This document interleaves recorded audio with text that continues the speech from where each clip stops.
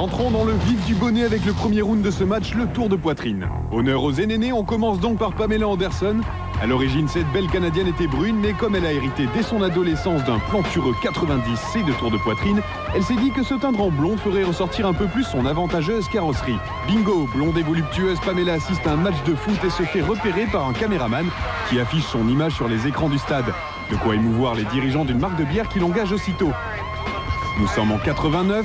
En quelques publicités, Pamela Anderson devient l'icône de service sexy et sexuel. De quoi alerter Playboy qui lui propose de faire la couverture du magazine. L'érotomètre explose à tel point que le magazine au lapin mettra Pamela 12 fois en couverture, un record mondial. Vous savez que je suis têtue, que j'arrive toujours à mes fins. En 92, David Hasselhoff, un homme sain d'esprit, engage Pamela pour qu'elle mette les siens, de seins, dans l'étroitesse d'un maillot rouge pour jouer dans Alerte à Malibu. Pour mettre toutes les chances dans son décolleté, Pamela se fait refaire un tout petit peu la poitrine. La voilà désormais avec un trait discret sans E à mettre en avant. Un tour de poitrine impressionnant, mais l'est-il autant que ce que cache Carmen Electra sous ses noix de coco? Carmen, elle, ne pensait pas miser sa carrière sur sa paire, ma mère. En 92, elle se verrait bien danseuse ou chanteuse.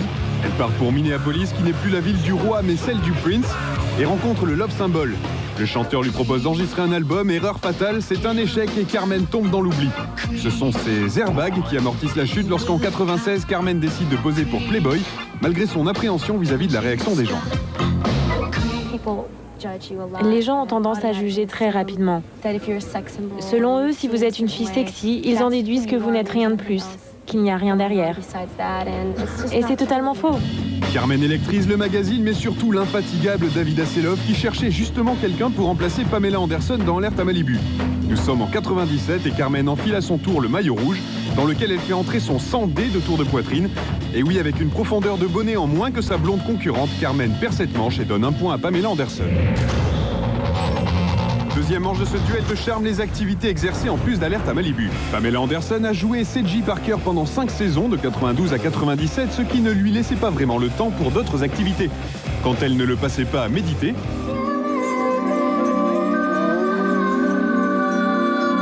ou à se dorer la pilule, Pamela a utilisé son temps libre pour jouer dans 4 longs métrages sortis en France. Les films sont des échecs et prennent vite la poussière dans les vidéoclubs. En 97, elle arrête Alerte à Malibu et se consacre à la défense des animaux. Arrêtez d'embêter cette tortue! Ainsi qu'à ses 2 enfants. Et le rôle de Brigitte Bardot au foyer ne lui convient pas. En 2001, elle devient productrice d'une série télé. Et en 2003, elle se prête au jeu de l'autodérision dans la séquence d'introduction de Scary Movie 3 qu'elle partage avec Jenny McCarthy, une connaissance de la vallée Silicon. 7 jours! Ouais, je l'ai vu avec Josh le week-end dernier. Ça, t'as vu Josh sans me le dire? Depuis, Pamela a décidé de se lancer dans l'écriture et dans la création de sa propre collection de vêtements, de parfums et de lingerie. Pamela cumule donc pas mal d'activités. Carmen peut-elle faire mieux? C'est ce que j'appelle se donner à fond dans le marketing. Carmen, elle, n'a joué qu'un an dans Alerte à Malibu. Tu sais, j'ai travaillé à Malibu en 97. Mais sa prestation a été remarquée par MTV. On lui confie la coprésentation de Singled Out, sorte de tournée manège sauce américaine avec un public persuadé d'être sur le dance floor d'un nightclub. Say Valentine! More romantic. Elle tient des rôles importants dans 5 longs métrages sortis en France, mais ce sont tous des échecs. En l'an 2000, son apparition dans le premier Scary Movie relance sa carrière. Elle reprend du galon sur MTV et sera à l'affiche de la version cinéma de Starsky et Hutch qui sortira en 2004. Après 12 ans de haut et de bas, Carmen émerge enfin. L'occasion pour elle de prouver qu'elle n'est pas que sexy. Je suis super drôle. J'adore faire rire les gens. J'aime la comédie. C'est ce que je préfère.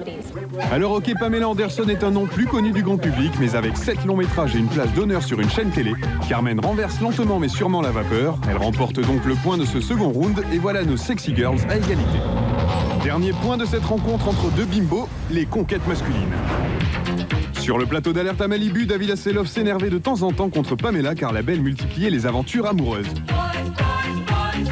Je dois être plus stable et concentrée sur une chose. Le boulot, le boulot, le boulot.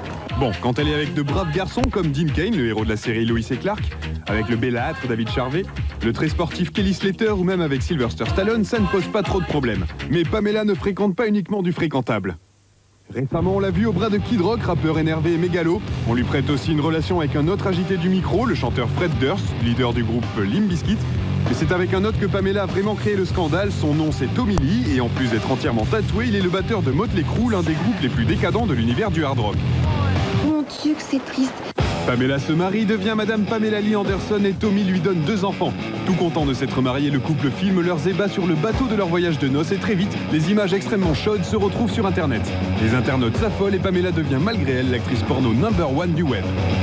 T'as entendu parler de cette bande vidéo? Celle où ils font ça dans un bateau? Ensuite ils passent dans la voiture et puis sous la douche et il lui dit « Oh bébé, tu sais que je t'aime » et elle dit « Oh mais... Est-ce que t'as vu ça? Non, je parle pas de cette bande. Cette mâle célèbre au compteur Pas mal Pam. Carmen va devoir s'accrocher pour faire mieux. Je crois que parfois un champ de vision limité peut être magnifique. Les rumeurs ont longtemps circulé sur une éventuelle liaison entre Carmen Electra et Prince, mais la brunette affirme qu'il ne s'est jamais rien passé. Par contre, elle a bel et bien été avec B-Real, le rappeur nasillard du groupe Cypress Hill, et elle a comme Pamela Anderson fréquenté Fred Durst. Elle vient de trouver le grand amour avec Dave Navarro, guitariste de Jane's Addiction. Ils se sont mariés en novembre 2003. Mais tout comme Pamela, Carmen a aussi vécu sa relation chaotique. C'était avec le basketteur Dennis Rodman, aussi tatoué que capillairement excentrique.